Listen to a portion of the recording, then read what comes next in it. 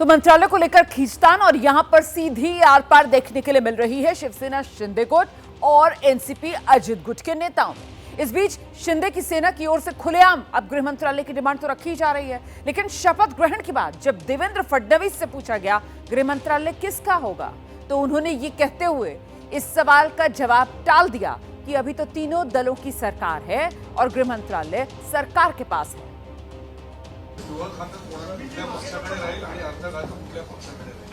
आता आम्ही तिघं मिळून ठरवू, आम्ही आता तिघं मिळून सरकार आहोत, त्यामुळे सरकारकडे राहील आणि सरकार चालवेल। सीधे आपको लेकर चलेंगे, हमारे साथ हमारे सहयोगी सूरज ओझा इस वक्त मौजूद है। सूरज, जिस तरीके की बयानबाजी शपथ ग्रहण के बाद देखने के लिए मिल रही है, उससे तो ऐसा लग रहा है कि मामला अभी फंसा हुआ है, खींचतान बढ़ती है। जी बिल्कुल, जिस तरह से बयानबाजी आ रही है उस तरह से तो ऐसे ही लग रहा है कि खींचतान अभी चल ही रही है, पिक्चर अभी बाकी है और भी टर्न्स एंड ट्विस्ट देखने मिलेंगे। मैं दिखा देता हूं कि ये यहीं पर सारे नेतागण आए थे जब ऐसी बयानबाजी हुई। यहाँ पर सीएम भी आए थे, डीसीएम आए थे। तो आपने देखा होगा कि सीएम और डीसीएम दो एक तरफ बैठे थे तो दूसरे डीसीएम एक तरफ बैठे थे। मतलब आप देखिए कि जब इनकी पिक्चर ऐसी देखी जाती है उसमें भी ऐसा देखने मिल रहा है कि कहीं ना कहीं ये दुखी हैं, खुश नहीं हैं। और जो नेताओं के बयान आ रहे हैं उस बयान से भी ये साबित हो रहा है, ये दिखाई दे रहा है। गुलाब राव पाटिल ने जिस तरह से कहा कि अजित पवार अगर नहीं आते तो हमें ज़्यादा फायदा होता, हमें ज़्यादा सीट्स मिलती, हम ज़्यादा सीट पर जीतते। वहीं पे अमोल मिटकरी कहते हैं कि गुलाब राव पाटिल हमेशा ही इस तरह के बयानबाजी करते हैं, अगर वो संभाल के नहीं बातचीत करेंगे तो इस तरह की बातचीत करने से मंत्रालय नहीं मिलते।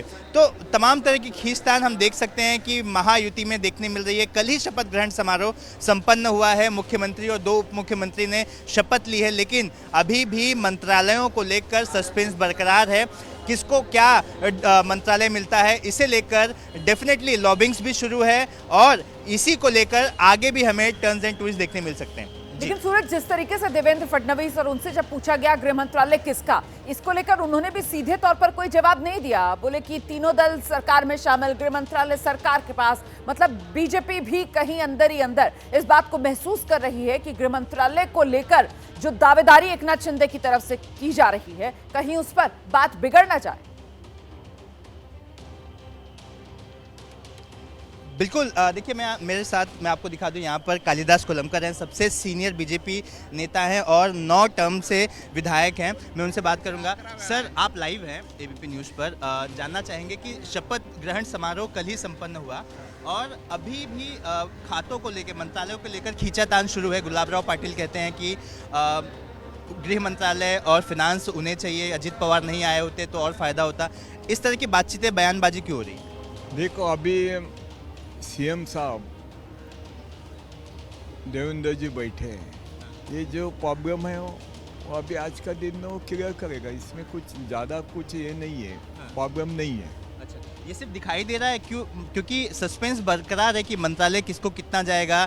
नेता खुलकर बयानबाजी कर रहे हैं। अमोल मिटकरी कहते हैं कि गुलाब राव ना बने, तो इस तरह के बयानबाजी भी अब सामने आ रही है। देखो, अभी क्या बढ़ेगा, मैं इन लोग को इतना ही बोलता है, जो जिम्मेदार हम लोग के जो बॉस लोग है, इन लोग पे ये जिम्मेदार है, इन लोग ने ये काम करना चाहिए। हम ज़्यादा इसके बारे में ज़्यादा नहीं बात कर सकता है, ये बॉस का जिम्मेदारी है, हर बॉस का। मेरा पूछने का मतलब यही था, आप सबसे सीनियर लीडर हैं, आपने जितनी बार विधायक बने उतना कोई भी नहीं बन पाया है आज तक, तो इसलिए ये सवाल था आपके एक्सपीरियंस को देखते हुए कि यही बात करता है। देखो, शिंदे साहब, अजित दादा, देवेंद्र जी बैठ के मिटाना चाहिए, इन लोग का काम है ये। हाँ। ये हर जो स्टेटमेंट देते हैं इन लोग का ये काम नहीं है, काम इन लोग का है, जो बॉस है ना हर पार्टी के। बयानबाजी क्यों आ जाती है? वो इन लोग को ये करना, सजेशन देना चाहिए ना, बयानबाजी मत करो। इन लोग ने सजेशन देना मांगता है, मतलब अपनी तकलीफ कोई व्यक्त ना करे। देखो क्या मालूम है, जो बॉस है इन लोग को ये मिटाने का है, हाँ। वही मिटाएगा, ये स्टेटमेंट देने वाले नहीं मिटाएंगे। समझा ना। जी सुन रहे थे कि कालिदास कोलंबकर जी थे, सबसे सीनियर लीडर हैं बीजेपी के, जी। 9 टर्म से विधायक हैं, गिनीज वर्ल्ड रिकॉर्ड में भी उनका नाम जाने वाला है। जी। वो कह रहे थे कि अगर आपको आपकी कोई समस्या है, उसका निवारण चाहिए, तो वो 3 बड़े नेता ही बैठ के कर पाएंगे, इस तरह की बयानबाजी से नहीं होगा। तीनों नेताओं को भी बिल्कुल अपने जिम्मेदारी वो जो इस तीनों तरह दलों के लीडर बड़े हैं, नेताओं को कहीं ना कहीं देते हुए यहाँ पर नजर आए कि इन्हीं को लगाम लगानी चाहिए। जिस तरीके की ये बयानबाजी और वो भी सार्वजनिक तौर पर खुलकर सामने आ रही है, उससे कहीं ना कहीं महायुति में सब कुछ ठीक नहीं, संदेश तो जाहिर सी बात है यही जाएगा ना।